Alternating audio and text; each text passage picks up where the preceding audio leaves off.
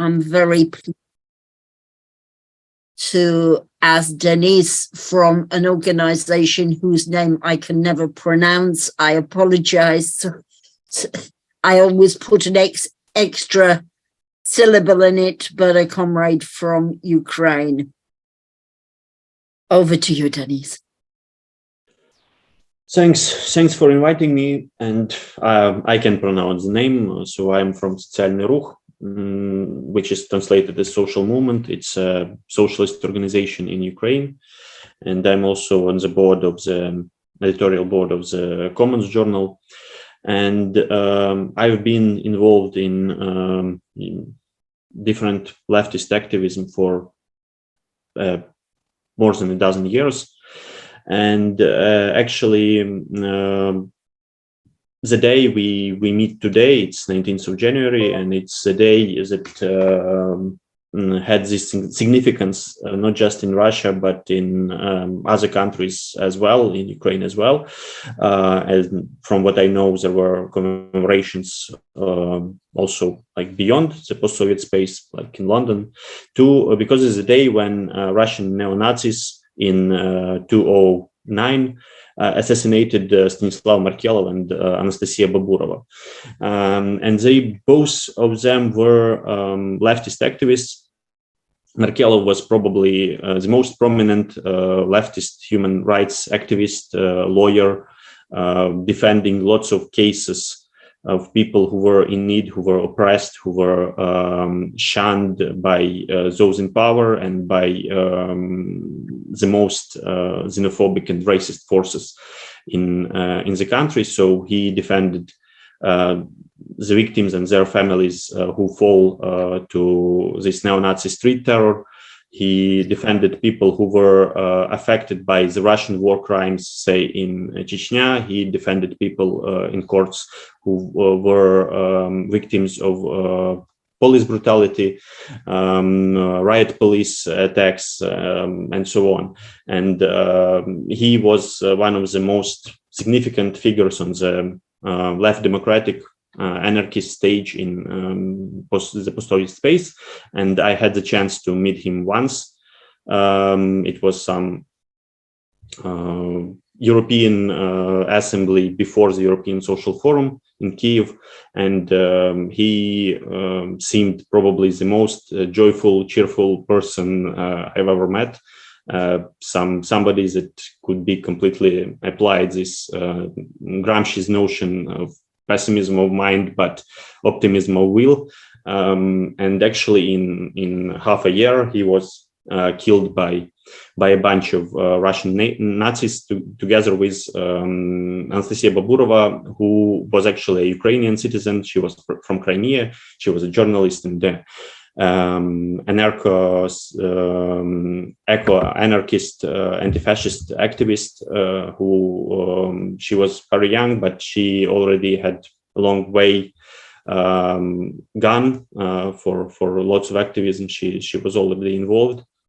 And this was the time of some peak of far-right street violence in Eastern Europe, mostly in Russia, when every week there were reports of people who were killed, migrant workers, students, anti-fascists from Antifa, from street movement, from some music scene, people from some leftist political organizations, and even some more prominent figures like a famous African studies professor. And actually, it was the time when this brand of far-right neo-Nazi, Nazi skinhead subculture, it was imported to Ukraine as well via Russia. Because it was like the Russian Nazis were cosplaying the Western ones, and Ukrainian Nazis were mostly cosplaying the Russian ones.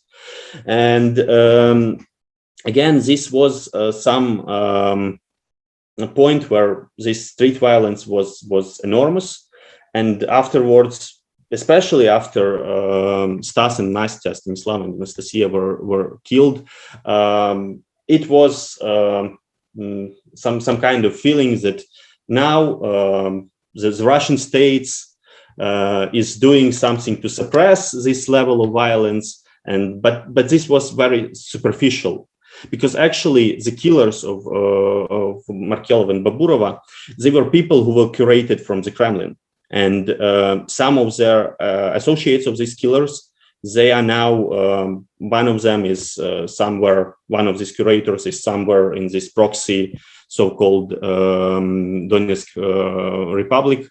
Another one is one of the most prominent Kremlin propagandists in the war against Ukraine. And actually, this xenophobic, racist, hateful, based on the cult of strength, of power, these tendencies, they in Russia, they were not eliminated. They were actually consolidated and transformed to something that went much, much beyond the street violence. And this is something that I think Ilya would elaborate more about the nature of the Russian regime, and how lots of these fascistoid tendencies, they emerged and manifested very clearly. But ultimately, that violence that started on the hands of neo-Nazis on streets, it transcended to something that is continued by the Russian state in a very organized way in its imperialist conquests abroad, in Syria, in Ukraine. And actually, I also have to warn that probably I'm already in a blackout, because due to this constant missile terror attacks on civilian infrastructure in Ukraine, we have now no electricity at this moment, and probably my device will also go off, so I'll switch to another one. But actually, you probably heard about the last attack that affected civilian building in the city of Dnipro, the third biggest city in Ukraine, where 45 people are confirmed killed, and almost 2 dozens are still missing. And this is the reality that we live in almost all the previous year. So this is a full-scale invasion, a full-scale war that was unleashed by Putin's right-wing dictatorship on the entire population of Ukraine. And it actually it showed both the way that this Russian ultra-nationalism, the same patriotism that Markelov was addressing in one of his last articles, when he compared his country to something that was addicted to this so-called patriotism, that means in no way the love to your country, but the love to your power and the love to the authority, how it become so dangerous that it had already wiped out probably not just tens, but hundreds of thousands of lives throughout Ukraine, and that's now endangering like the entire world, the entire humanity. And also, but at the same time, in the same article, Markelov was also mentioning that this way of invoking this grand Russian chauvinism, great empire, how it already at that moment, and like almost 14, 15 years ago, Russia had alienated all its neighbors, that it's now seen as menace by all its neighboring countries. And actually, when they invaded Ukraine, they had some delusions, they had some expectations that everything will fall in chaos and everything will collapse here, and they will be greeted probably. But actually, they met an enormous resistance from all stratas of Ukrainian society, and primarily from the working class, because at the core of Ukrainian resistance, both military and both those people who keep the civilian infrastructure going, who keep different volunteer networks who do just their work as essential workers and risking their lives, like the railway workers, the healthcare workers, emergency services workers, to save the lives of others. So this was so overwhelming because the way that Russian imperialism presented itself, denying with this own words of Putin and his associates when they claimed that Ukraine is some kind of artificial entity, that there is no separate Ukrainian people, no separate, the separate Ukrainian Republic was some invention of Lenin and the Bolsheviks, and it has to be obliterated. That this is really a challenge for the mere physical existence of the people here. And then these genocidal implications, they materialized in those mass graves that were found out in these liberated areas near Kiev, like Bucha and Borodyanka, or near Kharkiv, like in Izum. So actually, this is, but it's also quite important that it's so clear, but it's not the only the only manifestation of this very dangerous neo-fascist or post-fascist, fascist simply tendency in the modern world, because Putin and his worldview, that is essentially going down, that we will have several great powers that have to redraw somehow their spheres of influence, and all other peoples, all other countries, they have no way of their own agency and subjectivity, and it's shared by the far right throughout the world.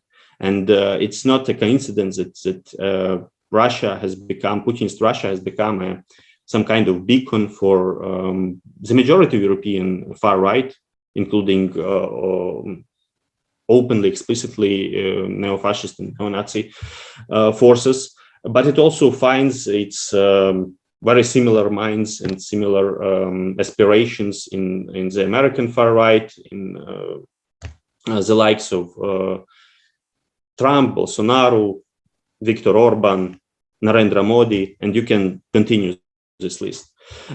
So today we in Ukraine are in this situation when we are fighting for our own survival.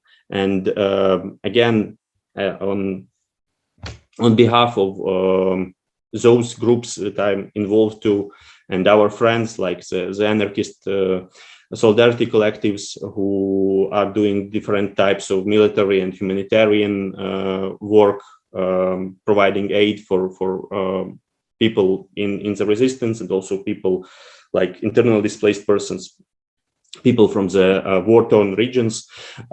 So yes, we quite need this international solidarity, both in this very ground level way that many comrades abroad from the trade union movement, from other progressive social movements and organizations and leftist parties, they have been sending different stuff to support us, but also in the terms of political solidarity and in terms of rebuilding the global internationalist left as something that is opposed to any kind of imperialism and any kind of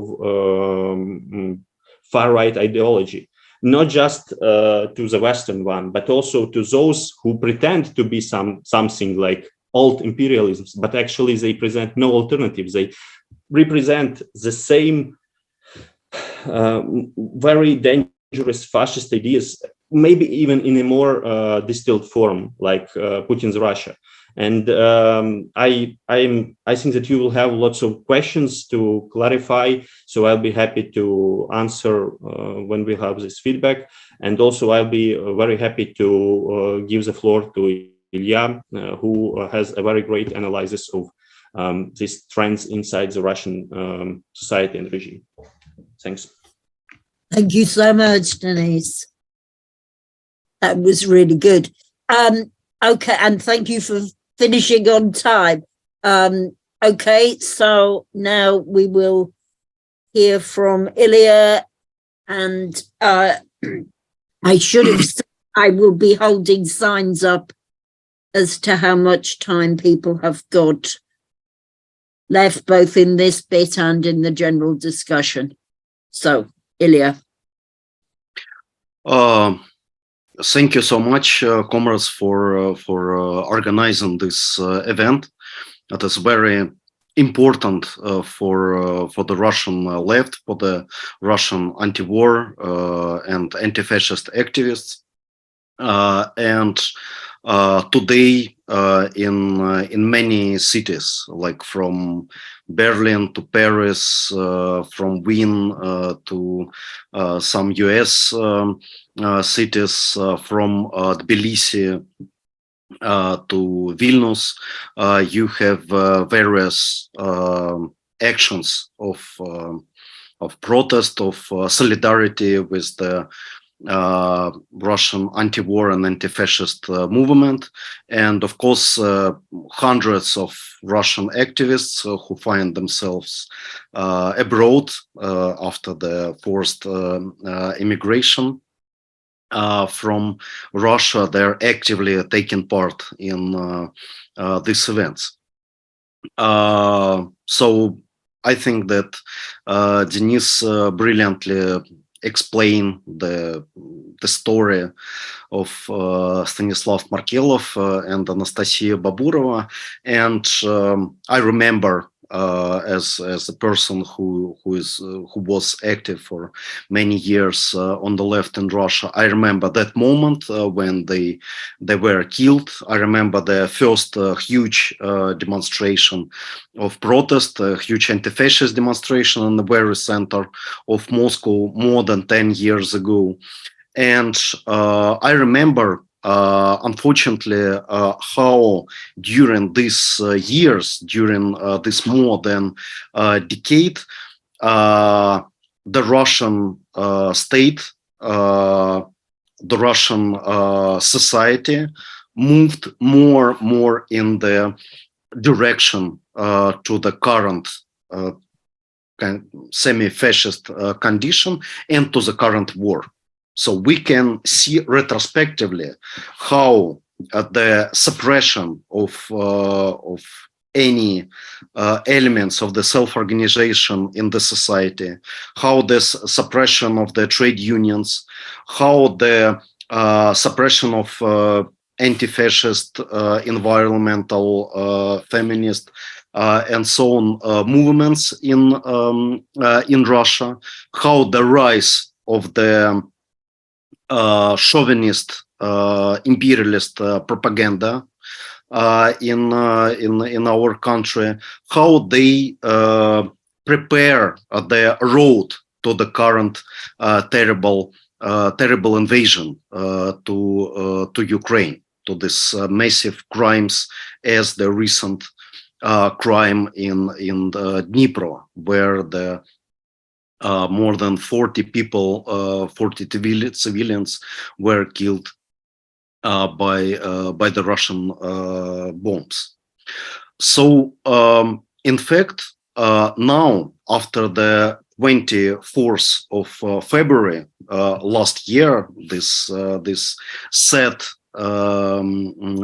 day, we understand that this war was launched by Putin not only against the people of Ukraine, but also against the Russian society. From the very few weeks after the start of this war, the Russian regime turned into a new condition, open repressive dictatorship, where all expressions of public activity they are forbidden. All the anti-war statements, all the types of critics to the government, they are criminalized. And in early March last year, a few new laws were adopted by the Russian parliament.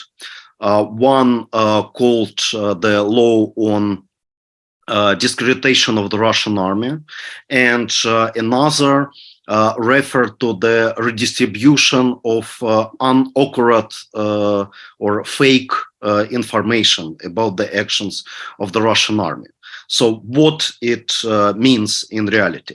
It means that if you publicly say that Russia is doing the aggressive war on Ukrainian territory, you are discrediting the Russian army, and you can go to prison up for 5 years for this public statement. If you openly say that, for example, as I did just a minute ago, that more than 40 Ukrainians were killed by the Russian bombs in Dnipro, you are distributing the fake information about the actions of the Russian army, and you can go to prison up for 10 years for this statement. And this is not just words. So, for example, now one of the most well-known liberal opposition Russian activists, Ilya, he already got 8.5 years of prison for public statement about the events in Bucha, in Kyiv suburb, where there were massive war crimes of the Russian soldiers against the local population. Another case is Moscow consular Alexei Gorinov, who got sentenced for 7 years. Just because he publicly said that it is disgusting to organize a kind of music festival in his area in the moment of this terrible war on Ukrainian territory. So to the end of this year, we had around 400 cases like this, not just against the opposition activists, but also against ordinary people, against people who just shared their opinions about the current war that are differ from the official point of view with their relatives. There are even people who got arrested because of their private phone calls to their relatives in Ukraine, because you know that millions of Russian citizens, they have family ties in Ukraine. So that is another evidence why this war is not only a war against Ukraine, but also a war of Putin's regime against its own society, against the Russian society. And of course, this imperialist, chauvinist, far-right course of the Russian government very much focused against the left. So for now, we have dozens of leftist political prisoners, and these numbers, they are growing all the time. So I can tell just about few cases. So in September, some 6 anarchist anti-fascists from various cities were arrested and brutally tortured for the creation of some kind of fake underground extremist organization. And these people, they are now in prison, and probably they will get some big prison terms. This spring, the union leader and the leftist activist Kirill Ukraintsev was arrested in Moscow for the real reason that was his leading role of the strike of delivery workers in Moscow. Most of them are labor migrants from the Central Asia, or the another important case, Mikhail Lobanov, the one of the most well-known Russian radical left politicians who was candidate in the parliamentary elections last year.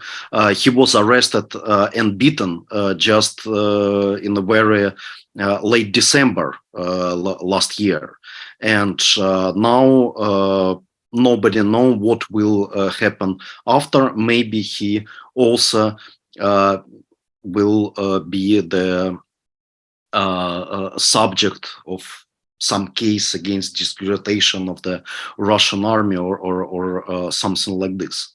So unfortunately, I have no time to to number some other cases, but believe me, there are many. And that is why this day, this 19th of January, which is one of the most important days for the Russian left and for the anti-fascist left in the post-Soviet space, this year became also a year of struggle against this war, struggle in solidarity of the brave anti-war activists in Russia. Many of them already found themselves in prison, and that's why it is so important to have meetings like this, which help to distribute this information and give you an opportunity to express your solidarity in various forms. So thank you so much for organizing this. Thank you so much, Ilya. That's great. Okay, I'm going to ask Fred Laplatte to speak about the work that ACR has been involved in Britain, and also some of the work going on at a European level in solidarity with Ukraine, but also in solidarity with the Russian left. And while Fred's speaking, if comrades think about whether they want to speak and begin to put their hands up, then I'll take a short list. Fred.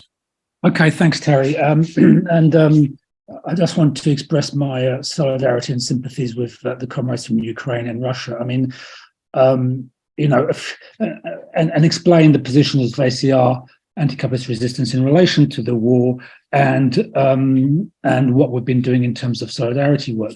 And first of all, a few years ago, we did say that we were facing worldwide a situation of creeping fascism. And Denis mentioned Modi, Bolsonaro, Trump, etc., and Putin. They're all part of the same arc. Secondly, the other thing is, the important thing is what Denis also said, was that as socialists, as anti-nationalists, as anti-imperialists, we have to fight imperialism everywhere. The US might be the biggest imperialist power, but Russia is also an imperialist power and has obviously made a grab for Ukraine for the reasons which Denis has clearly explained.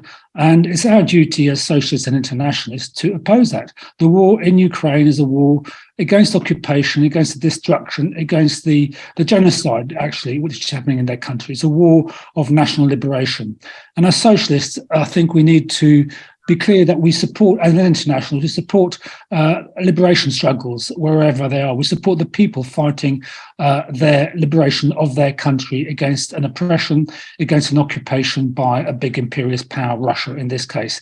And we do that regardless of the character of the leadership of that country or even of that movement. We do it because we are in solidarity with the people fighting for their own freedom. We do that unconditionally, but we certainly do that critically as well.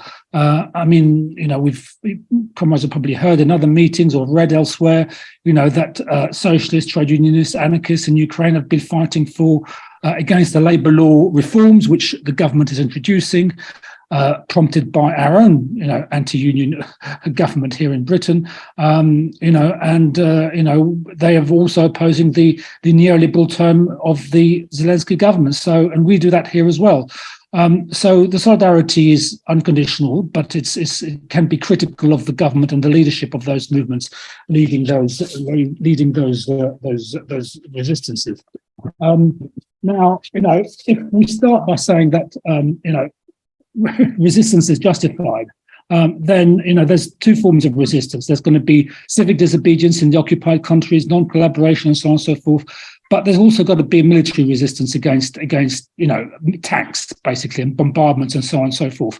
And if you do say a military resistance is necessary against an imperialist invasion, then you also have to say that the people of Ukraine need to defend themselves with the tools that are necessary for that, which are basically arms.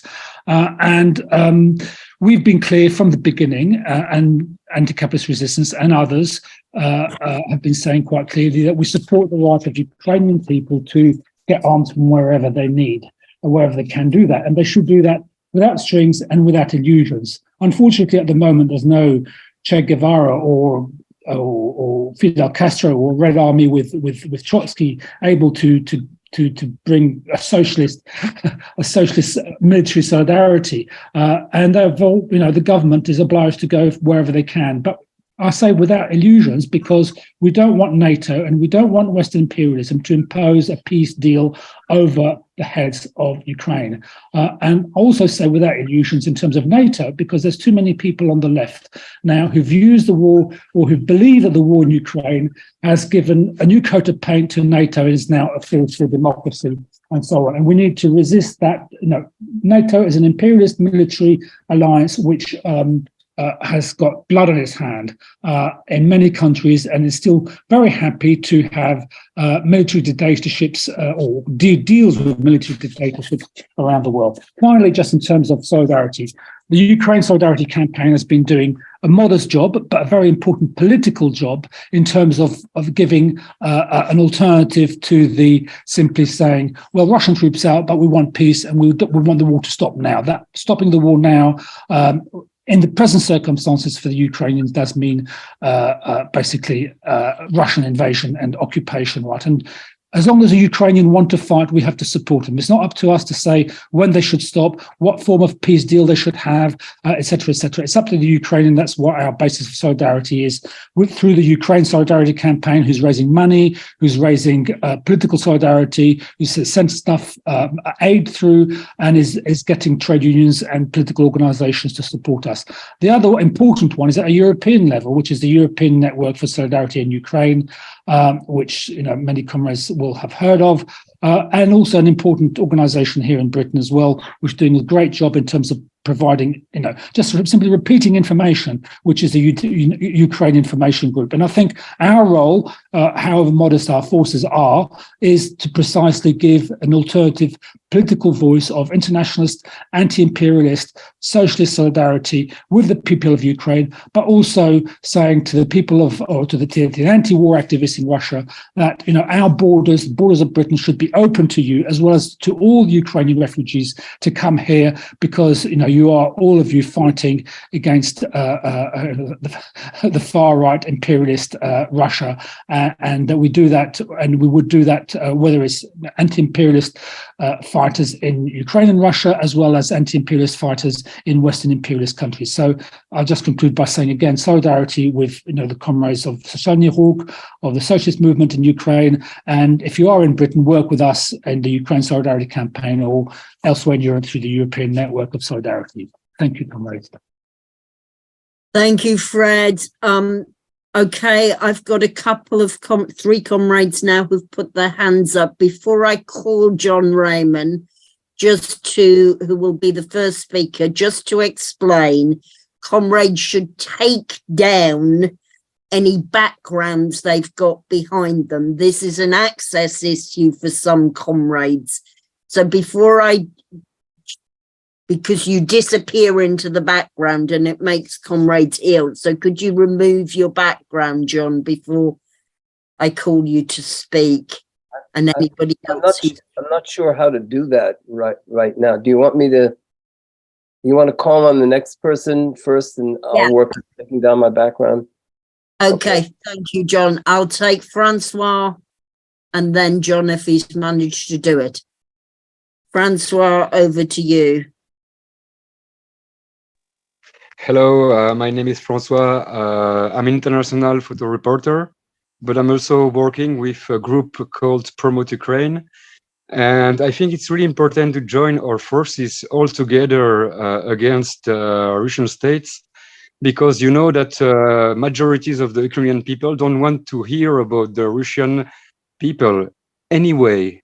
Any politic, if it's right or left, they don't want to discuss. But I think really for the future, if we want to build a better world, we need to work together. And it's really important to keep the contact all together, because I think a lot of Ukrainians think bad about all the Russian, but there is activism that we can support and work together to really do better things after Putin. So I don't know how to do that, how to communicate all together, to show to them all Russians are not enemies. There is Russians who are fighting against Putin, but right now the groups I work with, they don't want to hear about it. So it's for that I ask you in the messages to share me this video, like that I can show to them that there is very important Russian activism, and we can work and do strong thing if we are together and not working against together. Thank you. Thank you, Francois. I've just had a tech advice to John. If you go to the up arrow next to stop video, then it says remove background. Sasha, I'll take you while John's trying again. I'm sorry, if I go to where? No. Okay, thanks, Terry. My name's Sasha Ismail. I'm also an activist in the Ukraine Solidarity Campaign, and I'm a supporter of Workers' Liberty, another socialist group in the UK. So firstly, I want to say well done to the ACR comrades for organising this meeting, which is great and really very important for the reasons several comrades have said. I just want to say in passing that I strongly agree with Fred's point about the need to unambiguously defend Ukraine's national rights and the Ukrainian struggle for self-determination, despite the fact the Ukrainian government is very obviously not on the left. Even more in passing, I'd say that I don't think you can equate Trotsky and Fidel Castro as socialist leaders, because one was a socialist leader and one wasn't. But I think Fred's basic point there is very important. The main point I wanted to make is somebody's got their mic open. I've just sorted it. Okay, the main point I wanted to make is a practical one, which is that one of the initiatives the Ukraine Solidarity Campaign is working on is a solidarity statement in the run-up to the anniversary of the invasion. So a UK solidarity statement calling for protests and, restating Labour movement and left solidarity with Ukraine, which was inspired by the statement that some French comrades did before Christmas.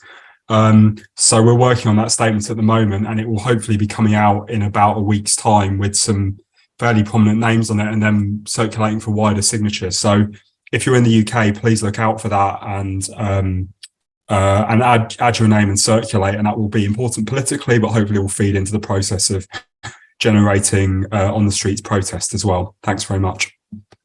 Thanks, Sasha. John, you still don't seem to have managed it, but I'm going to take you. But then maybe you can turn your camera off after you've spoken. Oh, okay. Thank you. I've been trying to figure out how to do it, but well, I'm in Oakland, California, and I'd just like to give a little report from out here. First of all, I agree with what was said about creeping fascism and right-wing dictatorships and so on. And we see, along with Putin, we see Steve Bannon playing a big role, just as he did with January 6th and as he did with January 8th in Brazil. Here in the Bay Area, which is very diverse as far as nationalities, we've had over the last couple of years, we've had protests from Burmese Americans about the military coup there, from Iranians in relation to the uprising there, people from Belarus and Ukraine. And the thing that's happened is they've all been almost exclusively from people in that particular community, rather than trying to broaden it out. It's part of kind of identity politics here. So what we're doing in the Ukraine Socialist Solidarity Campaign, we're going to have a small event, and I think it will be quite small, this coming Saturday. I'm going to hold up. Shit. No, it disappears into the background. Yeah, because of the background. Sorry about that. Anyway, so what we've done is we know some people who've been organizing the protests about Burma, about the coup. And one of them came to one of our meetings and she pointed out the connection between Putin and the military leaders, that Putin is supplying the arms for the coup in Burma. Of course, there's a clear connection between Iran and Putin. So we've invited all of them to come to our event.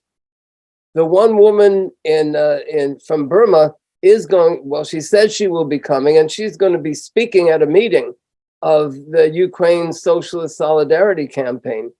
And what we're hoping to do, so what we're trying to do is free Russian political prisoners and all political prisoners, and try and draw this together. And what we're hoping to do is in the week or two, and the next week or two, to try to bring together a small in-person meeting of some of the key activists from all these different communities, Iran, Belarus, Ukraine, and Burma, together to talk about how we can have like a united campaign around this whole issue.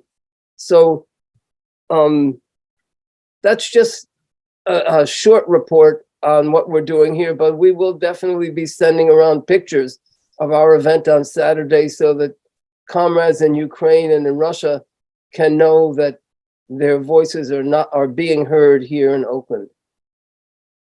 Thanks so much, John. Okay, so next up it's Bob Whitehead, and after Bob, I'll ask Denis and Ilya to come back briefly, and then we'll take another round. So comrades should think about whether they want to speak. Over to you, Bob. Hello. My voice is not very good, I'm afraid. I had the flu. I'm from Birmingham, UK. And my question is to Denis. I'm sure the Ukrainian people are aware of Iranian drones. But are they aware of the Iranian uprising?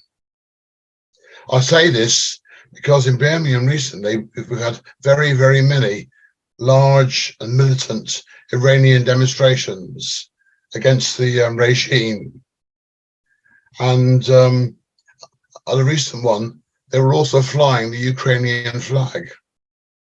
But that's quite new. I'm not sure they were too knowledgeable about what was going on in Ukraine. They're concerned with their own country, of course. But does it work the other way around? Are the Ukrainian people aware of the Iranian uprising? Thanks, Bob. Have you finished? Okay, hope your cold gets better soon.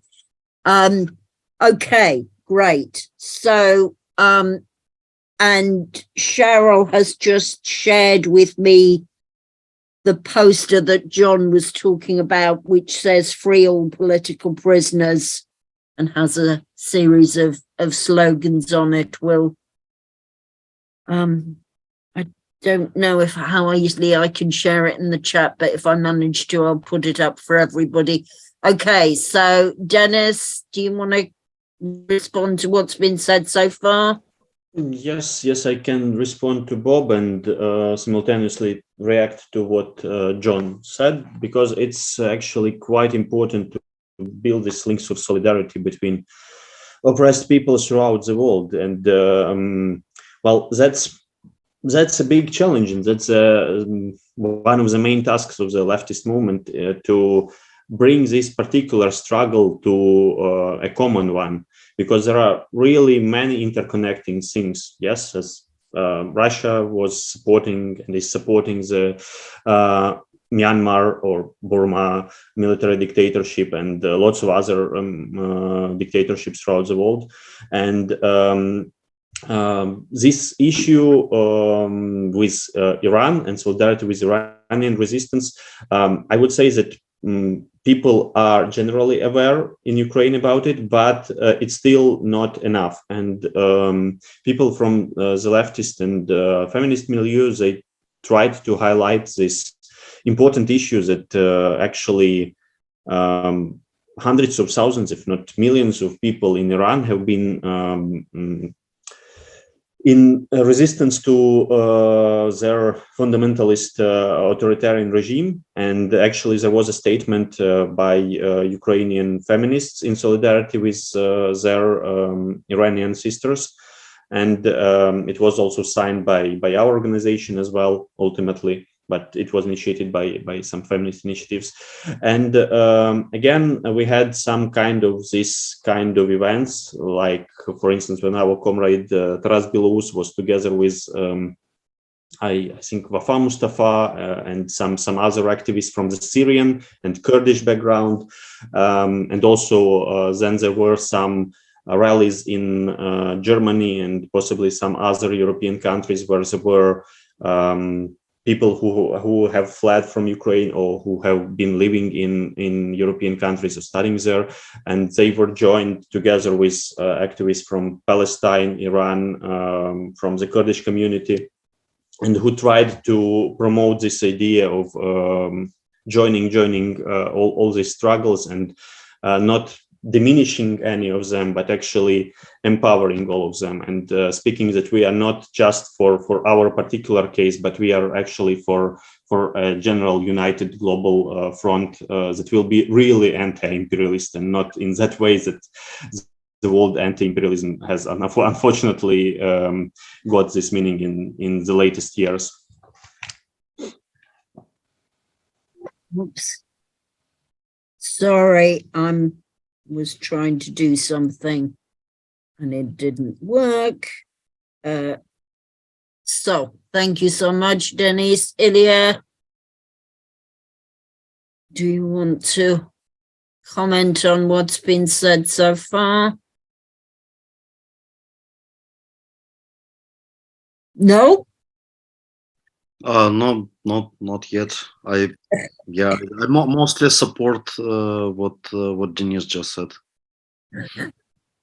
Okay, can I see who else? I don't.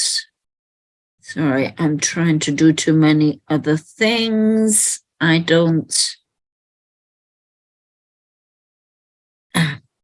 There are two people with hands up. Yeah, sorry. Yeah, I'm trying to look at too many things. Okay, I've got Sam and then Silvio. Thank you. First, let me just express my awe and respect for both of the speakers and for the struggles you're involved in. I'm so proud that our movements could create and support people like you. I'm from the United States and a member of the Ukraine Solidarity Network here.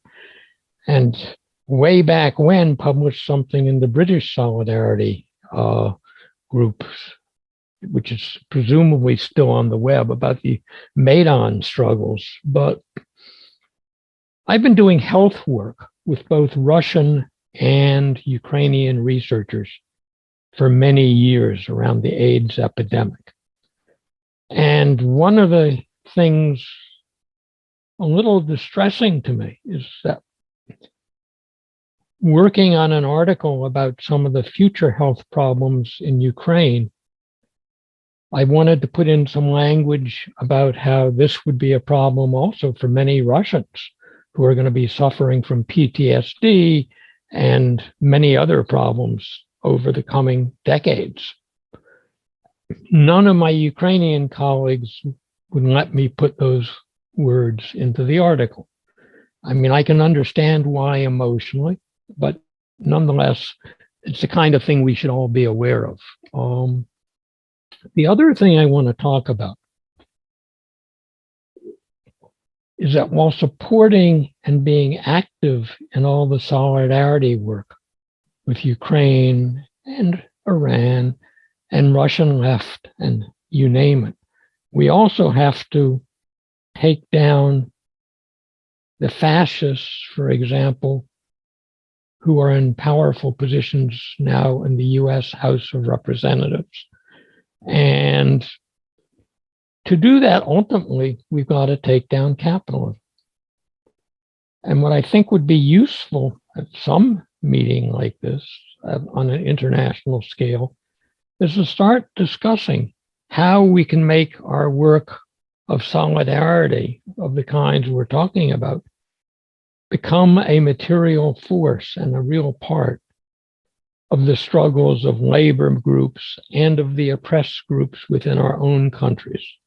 For example, the Black movement in the United States, we're trying in the US Solidarity Committee, but anything we can learn about how to do it more effectively will be very useful. Thank you all. And once again, I stand in awe of your courage and wisdom. Thank you so much, Sam. I've got Silvio and then Angela. Good evening, comrades. My name is Silvio and I speak from Bologna, from the Autonomous Political Organization of the Social Center of Bologna, comprehensive of the Social Center, TPO and LABA, the organization Yabasta, the Antifa Sports Center Offside, and the Radical Ground Roots Union, ADL Cobas, with which we had something to do with Denis and the Social Movement Ukrainian Organization. What we're willing to do is that since the beginning of this fascist imperialist invasion of Ukraine from the Putin's regime, we tried to reach those fighting and those in need. So from here, we started some caravans from that gave humanitarian solidarity and political solidarity. And we crossed paths with numerous activists from Ukraine, or the now disbanded Operation Solidarity, that was an anarchist movement, and with the Denis organization. We had as guests Ukrainian activists and Russian activists here in Bologna, but this is not enough. This is not enough. This is not enough because in the European left, and mainly Italian left, but I think European left, those activists that think that the Ukrainian right to resist is the basis with which to build another societies, do not control leftist narrative. To do so, we need to build a network that is at least European and Mediterranean, of the international solidarity, to build those anti-imperialist solidarity Denis and Ilya were talking about. And so we're here to give our solidarity, but in order to build something that is going to be able to take the street and do radical actions throughout Europe and throughout our cities, and to build to build politically and radically and practically an international imperialist movement throughout Europe. I want to salute the people that today in Berlin are marching as we speak from the Russian house towards the Russian embassy in Unter den Linden in the center of Berlin, and to scream and do radical action against the Russian embassy. This is something that needs to be done everywhere, at least in Europe. And just to check out and to greet every one of you, we are willing to get in touch with every organization that wants to build this and work with with us and to build this new network. You can write to me, you can write to everybody. I think that I hope that at the end of this meeting there's going to be some contacts to get. And I salute you, or every one of you, and cheers and solidarity from Bologna. Thank you so much, Silvio. I've got Angela, Stephanie, Peter, who can't find his hand, Simon and Andrew, and this is and Paul. Okay, they're all coming in fast now. This is the last call, so if you wish to speak, let me know soon, because we're running out of time, but I'm going to run over. Angela. Sorry, I'll try to be quick. Thank you very much for allowing me to this meeting, and thanks to both the initial speakers. And I agree, what Silvia was saying before, I think is the key problem for me. I mean, I'm not a member of any particular party or anything, I'm whatever, just a retired teacher. But I've been very disappointed with the people I've been active with on things like picket lines and anti-racist work and all that sort of stuff, people on the left and the anarchist sort of movement, how so many of them are either doing this kind of SWP plague on both your houses kind of thing, which leaves me feeling it's rather uncomradely, really, to expect Ukraine to stand up to Russia without any support whatsoever as a smaller country. But and then there are others who are even worse, who sort of seem to suggest that Putin is right. I mean, I couldn't believe on a picket line hearing an anarchist, this has happened to me twice, not a very good anarchist, I'm sure, saying they thought that Putin was forced into it and there was actually no such country as Ukraine if you look at it historically, and all this sort of mumbo jumbo. And I'm thinking, so why is it that so many on the left are of this sort of view? I know for some of them it's just they believe that your enemy's enemy is your friend and your main enemy is your own ruling class and all that sort of stuff. But that doesn't actually really quite address the whole thing. Are they just being like some of them, like the old 1970s? I mean, I so hope this doesn't sound silly, but like the old 1970s Hells Angels, that used to wear swastikas. They didn't really know what it meant, but they just wanted to sort of shock the grown-ups, I don't know what really, what are they into? And what I'm thinking is, if there are people who characterize supporting Ukraine solidarity as being supporting a right-wing nationalist organization. Now, I know that's not the case, and we all know this is not the case, that, different groups involved like Socialnyi and Rukh have tried to called for the disbanding of the Azov Brigade, all this sort of thing. But other people on the left don't recognize that. How do we get them to shift on this? And I'm thinking with the anniversary, do we need to have actions which specify socialist solidarity for Ukraine, rather than just solidarity for Ukraine? Because I'd really like to shift some of them. Thanks so much, Angela. Okay, Stephanie. Yeah, thanks to Angela, because she sort of raised the elephant in the room, especially for us in the left in Europe.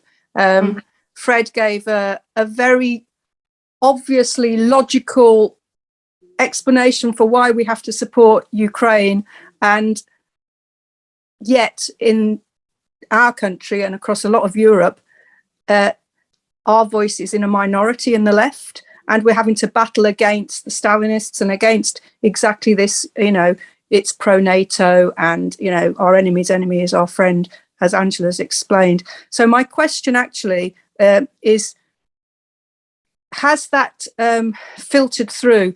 Obviously, it's filtered through in terms of no active support for Ukrainian solidarity, which is an impact on the Ukrainian working class. But has it actually filtered through as well in terms of attitude to Russian political prisoners and giving support to them? Because if it has done that as well, then that is even worse than I imagined it was. So if anybody knows the answer, I'd be interested. Thank you. Thanks, Steph. Peter Burton. Hello. Can you hear me all right? Yep. Yep, great. Thank you. Thank you again in solidarity. Peter, can you put your video on? It makes it easier for people to be on. Sorry, I can't see where. I thought it was on. Oh, yes. No, it is. Ah, there we are. There we are. Hello, everyone. Yeah. Again, warm solidarity to both our speakers. It was deeply moving to hear your contributions and my full support to your struggles. I'm a retired political activist, except on LGBT issues. But the 2 points I want to make, which echo the points the last two speakers have made in their questions. And I think these really are questions not for our speakers, but actually for the organisers of this meeting and the other current political activists who are at this meeting. One of my best friends now is an academic in Germany. He and I are co-writing another book on medieval history. And we have regular discussions on the state of the world. And on 95% of issues, we're in agreement. Trump, Bolsonaro, green issues, etc., etc., etc. On Ukraine, there is no shifting him on the question of NATO. As far as he's concerned, living in Eastern Germany, the threat is Russia and the defense is NATO. And you can say whatever you like about an imperialist alliance, and he's thoroughly aware of the history of NATO and everything else. But his attitude as a left-winger is pro-NATO, and you're never going to shift him. That's the reason why he voted Green rather than for Die Linke in the last round of German elections. So that's one very difficult issue in terms of building an anti-imperialist alliance that Fred so eloquently spoke about a few moments ago. The other issue is the one that our colleagues have just said. Two of my dearest and still very close friends in this area, whom I've known for 40 years, are on the Stop the War bandwagon, and the effect which the last two speakers have also referred to. SWP, Communist Party, and CND, historic CND. And of course, they're against the war. They always say they're against the war, but they're also against the means of Ukraine defending itself, which is just crazy. But these are not stupid people.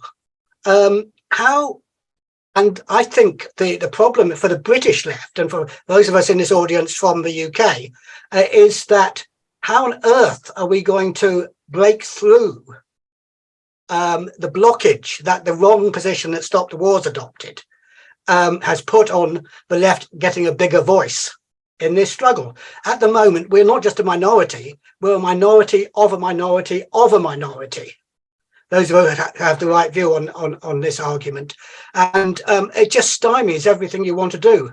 So I think we need to, those who are active, we need desperately to come up with a strategy for getting a message out there that can break up this blockage to us building a genuine left-wing solidarity movement in this country, which is our prime responsibility. Thank you. Thanks so much, Peter. It's Simon followed by Andrew. And I have 4 more speakers after that, and I also have 2 written questions. So if people can try and be as quick as possible. No, sorry, Ben, I did say I'd close the speakers list before. I'll try to be very brief, just as much as I can. Because I didn't want to take your time, but it looks like, and it's not surprising, this meeting it's not just questions for speakers, but people presenting their ideas about Ukraine solidarity. I just want to say, Fred was saying about the European network in solidarity with Ukraine. I'm the representative of that network also, and it's also, I guess it might be an answer or just a comment on what Sylvia and Angela just said, because we want to broaden our appeal. We are fully aware of that fact that not just in Europe, there are a lot of people interested in solidarity with Ukraine. And that is why there's many people here who are fully aware of that we are organizing the global meetings in solidarity with Ukraine. So if you are interested, just let us know. There was already three meetings. I would say for now it's mostly the exchange of information, but concrete actions, of course. One of them, I thought it's going to be a problem because the chat is closed, but Susan actually did post the information about the action on the week around the 24th, which is explicitly a left-wing progressive socialist way of organizing a protest in the days around the 24th. And I just want to say about my perspective, because I'm Polish, so I have a different perspective that most of you might have in your organizations and in your countries, because in my country, not just in the, let's say, the broad society, but also on the left, you can hardly find anyone who's not in solidarity with Ukraine. I think Ilya and Denis are fully aware of that, but some of you may not be. So I'm fully aware of the problems that are leftist parties in Europe and on the global south, I would say face because of the situation in Ukraine. But I also have this feeling that I'm not the one who can say that knows all of it, because in people who, my comrades in my country, it's basically you can find anyone who won't be supportive towards Ukraine on the left. So a different perspective, just for you to know. That's all. Sorry for taking so much time.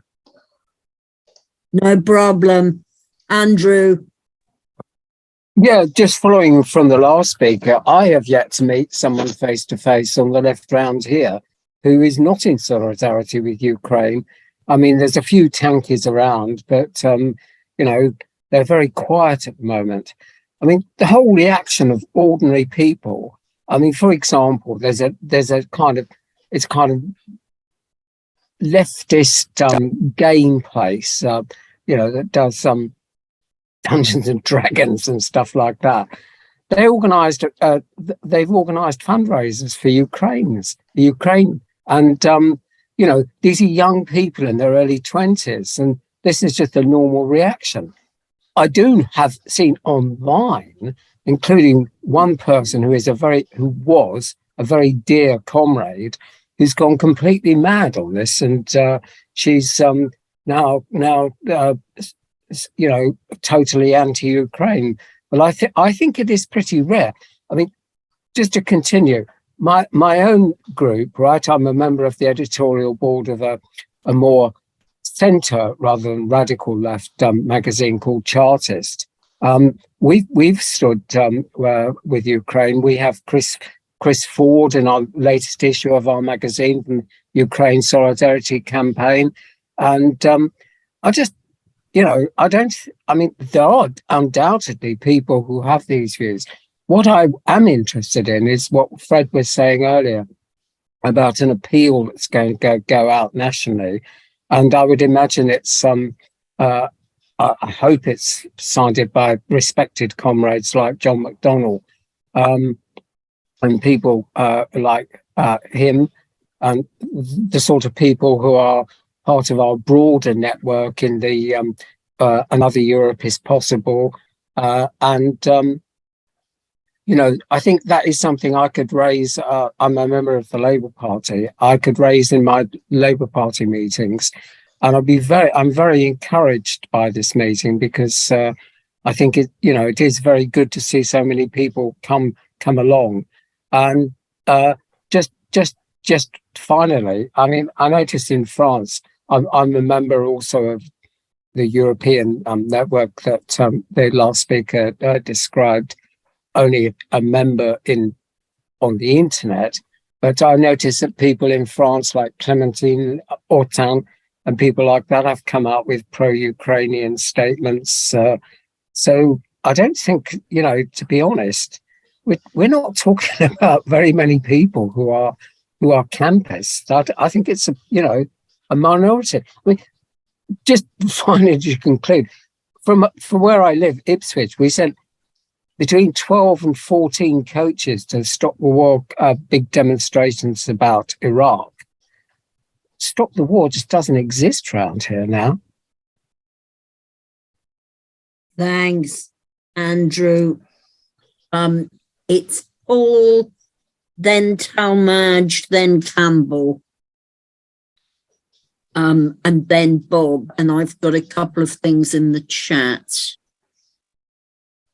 Yeah, my name's Paul. I'm an economist and I like to follow the money.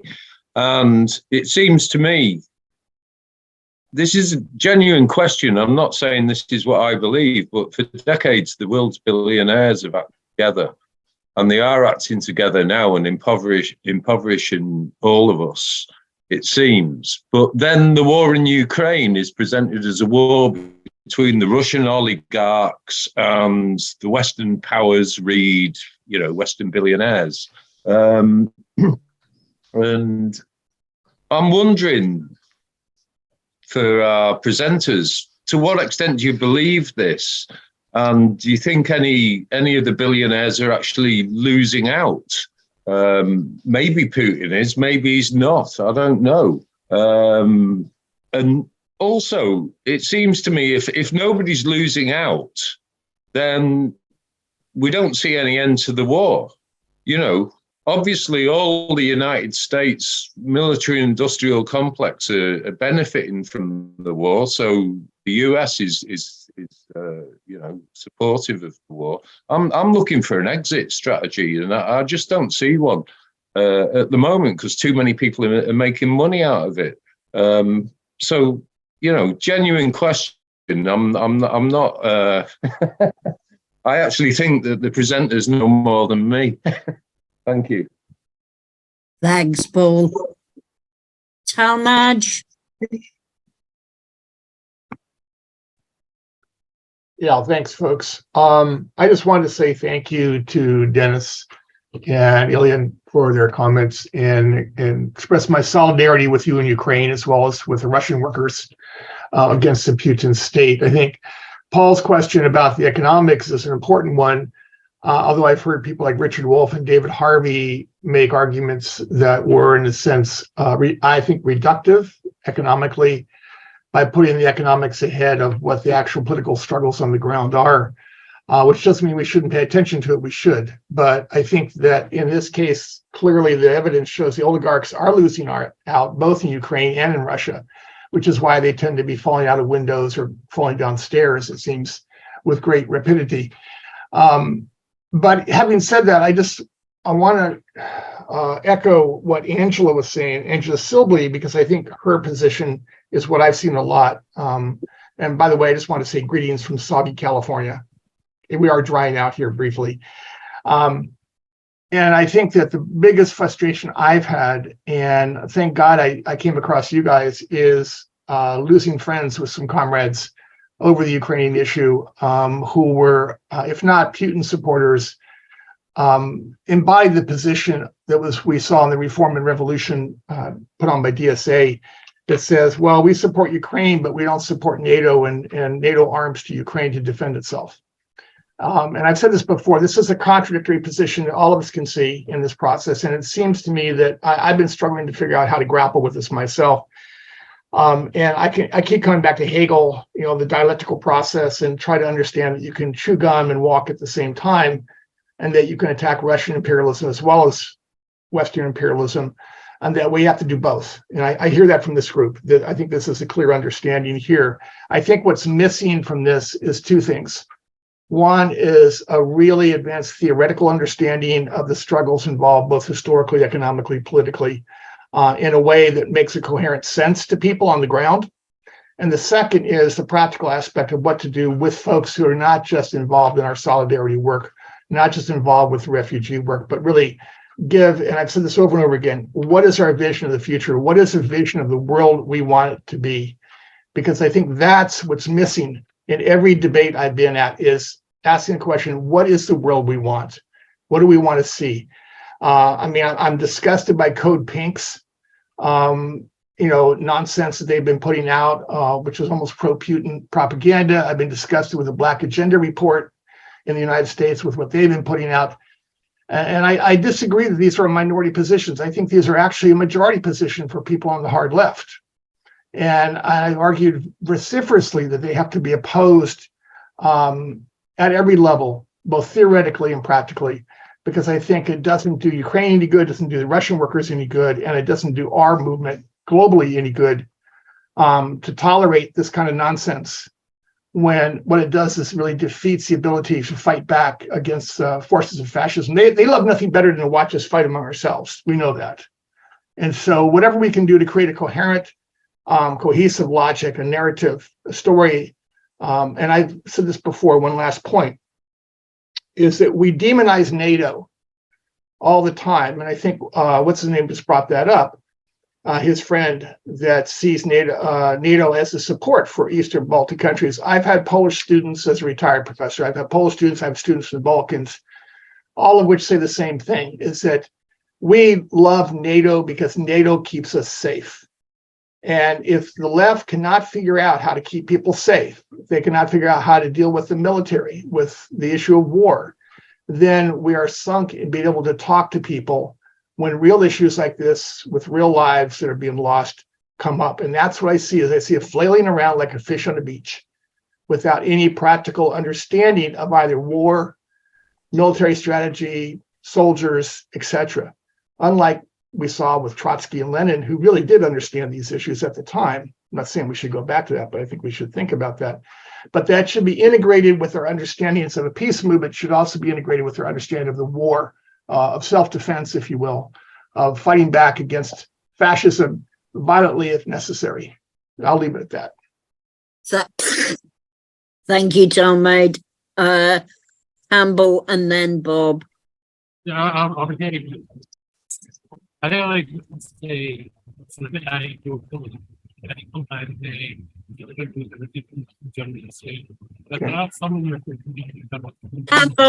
Campbell, you really need to be speaking facing frontwards. It's impossible to follow you. Well, I think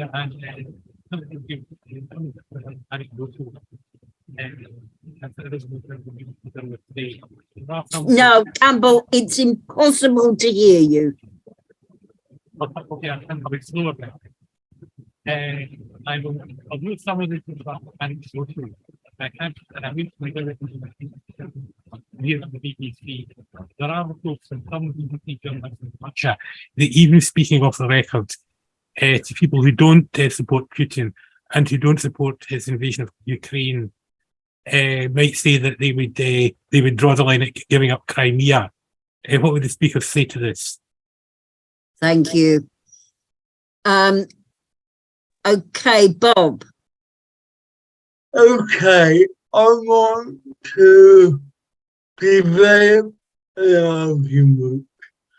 To me, there are two interrelated issues, but people tend to conflate the two.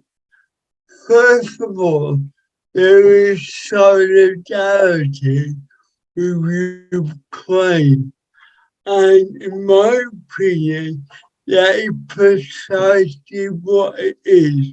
I.e., as Fred said, it's about unconditional but critical support. that is separate from but linked to the wider political issues in which the war is situated. So we've got to recognise, as Karma says, that we are working within contradictions. We as the left do not have the power to arm Ukraine. So they have to use whatever means they have to defend their right to self-determination. Therefore, the imperialists, being imperialists, are also opportunists. So they will take any situation they can to develop their own interest. And I hear what people are saying about section of the European left defending NATO because they see that as a buffer against Russia. But historically, what I would argue is our defense is in interest of working classes as a whole, not relying on bourgeoisie in an imperialist form to do that on our behalf. And I reject the SWP view that we can afford to see the Ukraine or the Russian people, any people, as unfortunate collateral damage. I think my last point is we have to understand that there are forces who regard themselves to be on the left, who got an ahistorical, idealist and romantic view of Russia. That, we defend Russia because that's where the Russian Revolution began, and then negate the fact that Russia is an imperialist power. So really, when people say, how can we get these people on board? I think the answer is we're not going to, because they've got a different agenda to ourselves. Unless we tackle the ideological basis of their argument and show them up for being hollow as they are, we're not going to progress. So it isn't about compromise. It isn't about winning them over. That is not going to happen. Thank you, Bob. I keep losing everybody. My screen's doing strange things. Okay, I've got 2 questions in the chat before I bring Denis and Ilya back to summarize. The first is really, I think, particularly addressed to Denis. Zelensky has made favorable comments about Israel.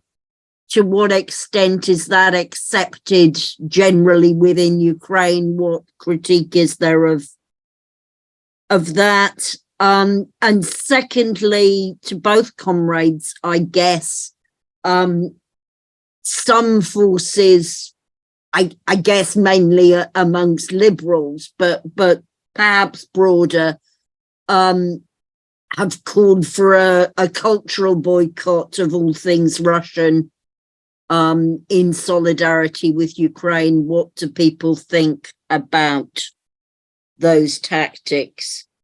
And then finally, just from me to say, of course, I don't expect the two comrades who are going to summarize to take responsibility for how we defeat campism, but it would be very interesting to have their insights. Maybe Peter Purton is right that this should be the subject of a meeting where it's not just down to Ukrainian and Russian speakers to reply on that, but we don't have time to do that tonight because some of us have other things we need to do before we sleep. So, Denis, over to you. Okay, so I'll react on this direct question. So actually, yes, there were some comments of Zelensky even congratulating Netanyahu, but at the same time, Ukraine has also voted several times in the UN General Assembly for the issues in favor of the Palestinian delegation. For instance, for some consideration of this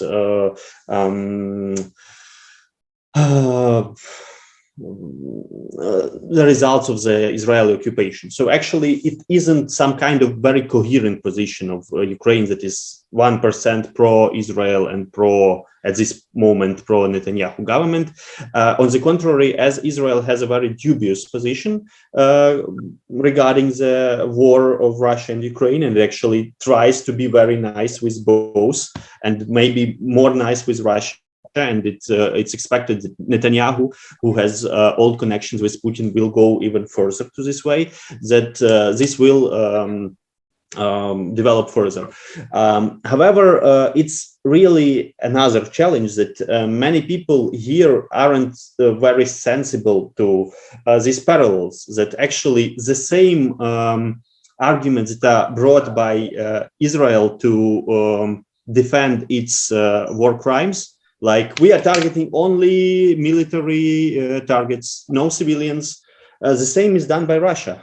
So it's very very obvious to compare. However, many people, they still are in this some kind of fancy world that we need to take an example from Israel, because Israel is like a besieged fortress and enemies outside. So we are also in a constant war. So we need to.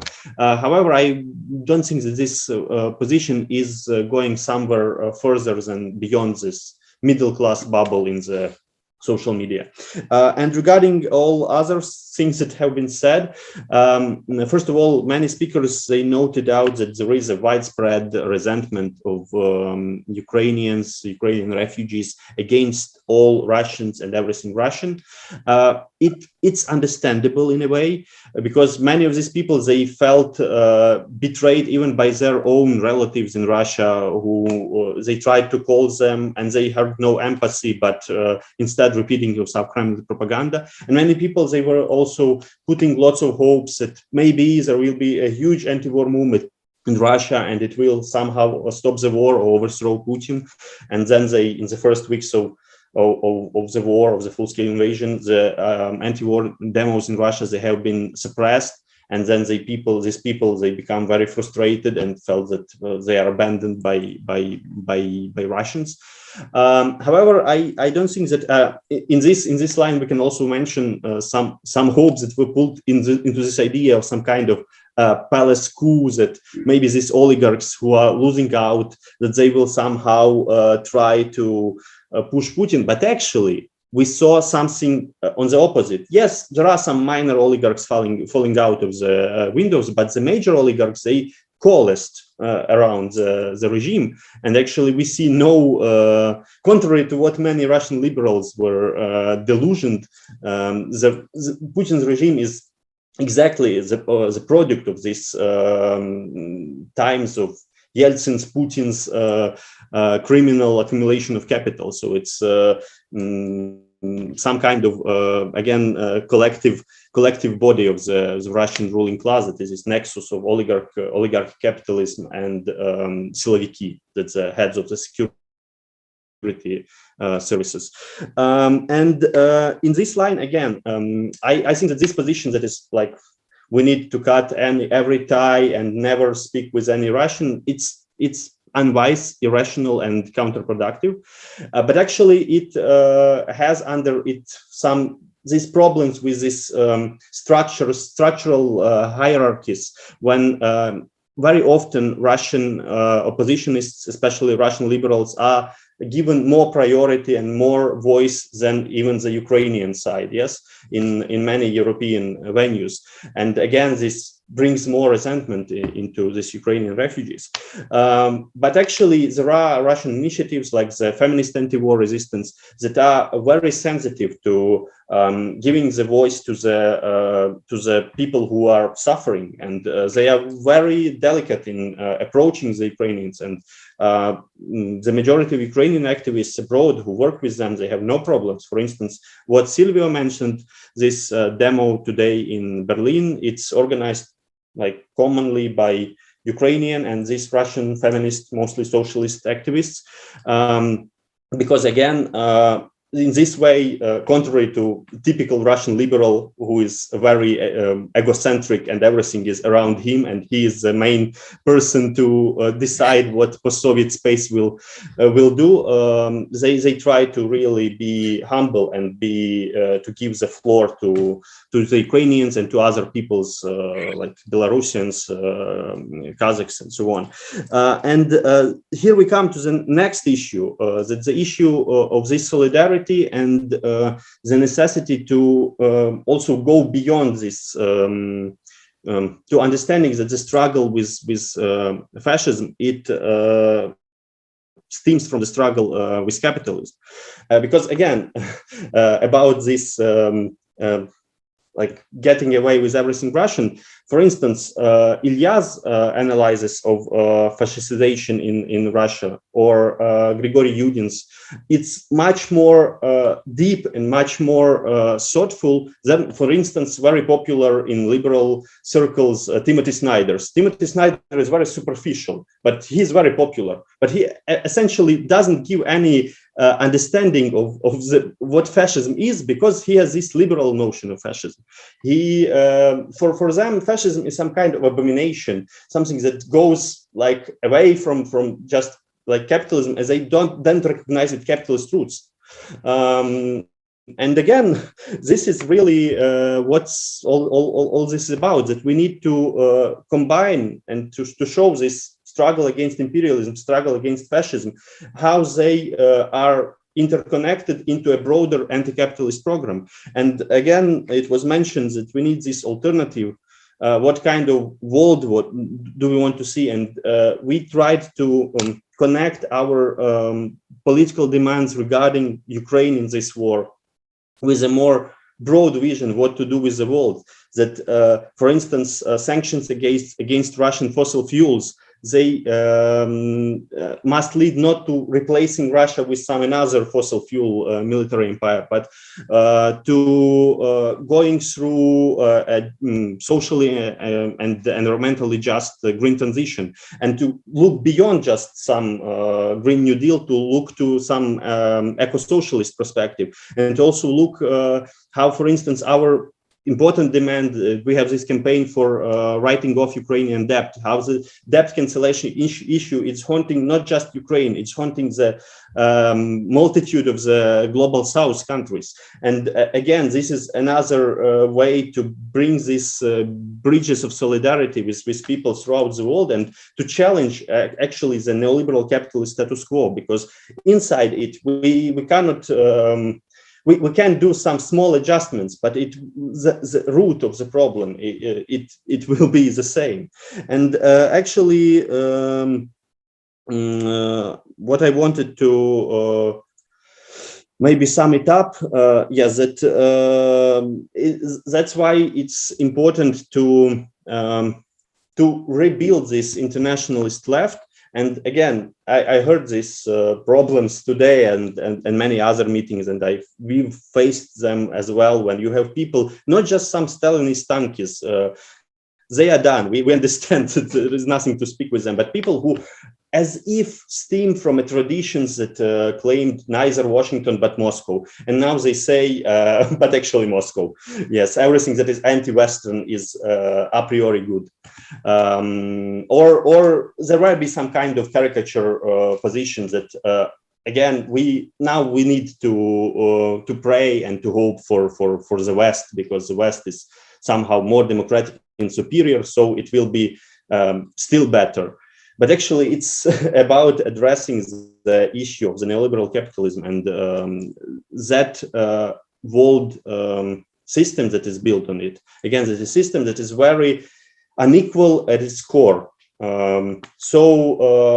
Addressing these people, there are still people in the middle who are like neutral, and sometimes they try to do to give the platform, to give the floor to different voices and to hear, to listen to us. And overcoming campism, it starts with the people who are eager to listen to the people, actual people who are affected by the war.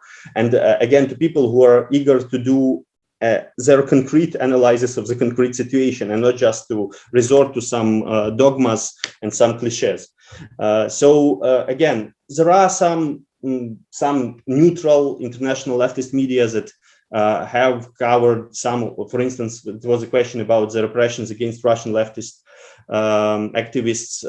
Well, there were some publications about, for instance, the case of Mikhail Lobanov, or the network, so-called network case, the anarchists who were anti-fascists, who were persecuted several years ago. But still, it was not enough. And we need to really cover the situation, not just in Ukraine, but to show that Putin's regime is a major threat to the the peoples of Russia themselves. And again, in order to have a secure and peaceful situation in Eastern Europe and Northern Asia, all these other countries, they will also feel insecure till the Russian imperialist machine exists. And this means that it's up to the peoples of Russia to somehow dismantle it, but it isn't done automatically. We need a long political work, and again, we just have to wish the best for our comrades there. But still, at this moment, we also need for the people in Ukraine, for the working class in Ukraine, to withstand in this invasion, and to also to keep its again, it was mentioned that the ruling class, our ruling class, is also doing this neoliberal attacks on the labor rights and social issues. And we need also to secure that the reconstruction of Ukraine will be done with a more socially oriented, more socially, environmentally, genderly just way than it's now projected to be, because as if it's business as usual, it will be very pro-business, very pro-market, very neoliberal. And again, if we survive the Russian invaders, then we have to deal with our and transnational ruling class, and it's another big enemy. So again, all these issues, they can be resolved only if we have a proper international solidarity.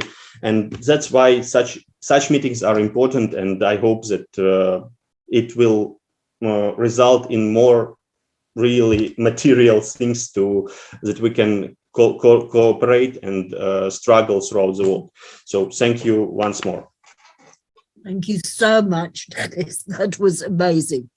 Okay, now the final word to Ilya. Thank you. I will try to sum up quickly, because there is a deep night in a place where I am in the moment.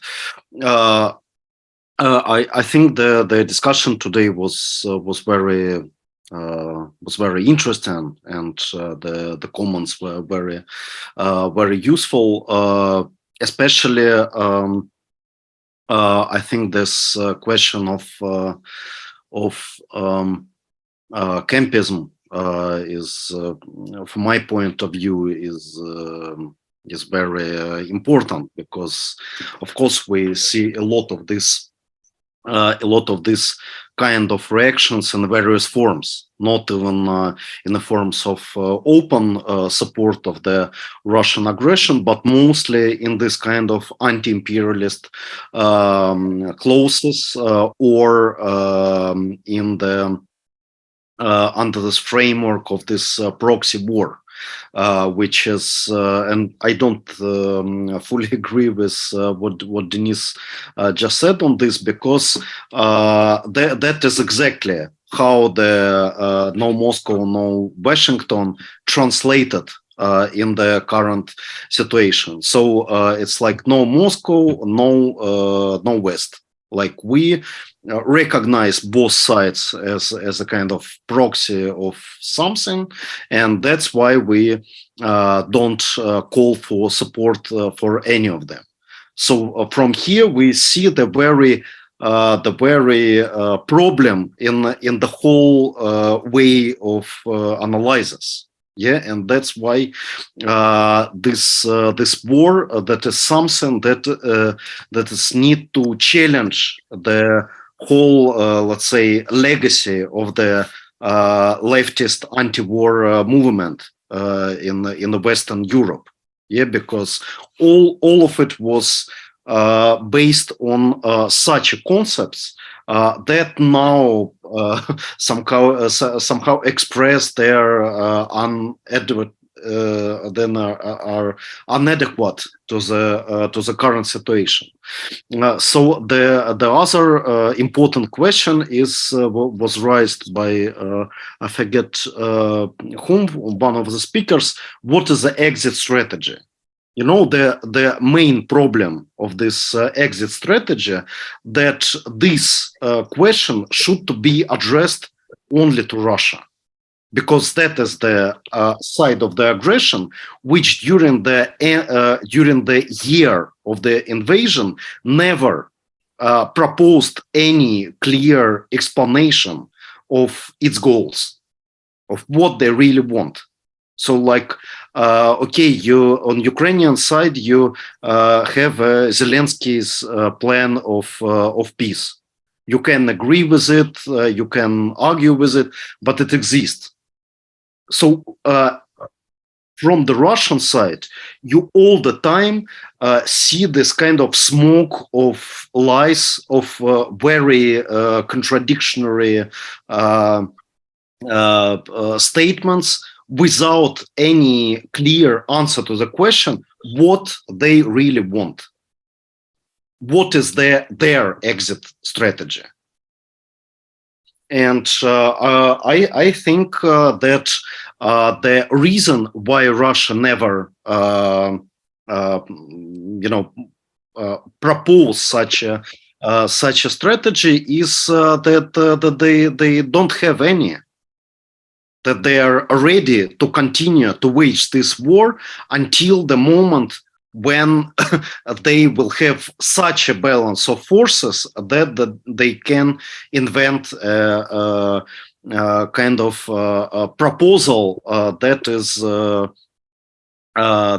is convenient for the side of Kremlin, and that's the main problem for this exit. For this exit strategy. The other important question was about the oligarchs. You know, just today I read a very useful interview by Thomas Piketty, very well-known economist, who very clearly explained that now, after all these waves of sanctions, only around 10% of the Russian capital abroad really suffer from the sanctions. The sanctions, even now, is not so much against the Russian rich, and that's why the demand to sanction the big Russian capital abroad should be one of the important demands of the leftist movement, of the Ukrainian solidarity movement. And finally, I want to say that, of course, for us as the Russian leftists abroad, as anti-war activists, this kind of events are very important. But I think they are quite important for you as well, because the only way to establish a clear anti-war program for now, a clear program for support of Ukraine from the socialist positions, you have to hear from Ukrainian activists, you have to hear from Russian anti-war activists, and that's the only way how this challenge of this war could be answered from the perspective of the radical left in Europe. Thank you so much, Ilya. Thank you so much to everybody who's stayed on this call. We've gone on longer than we intended, but I think everybody had very valuable contributions. If you'd enjoyed tonight's meeting, do check out the Ukraine Solidarity Campaign, do check out the European network, and through that, the international network, and do check out the Anti-Capitalist Resistance website. I'm gonna stop the recording. I was eating, except that I can't find my mouse, so maybe Susan can do it for me. Thank you.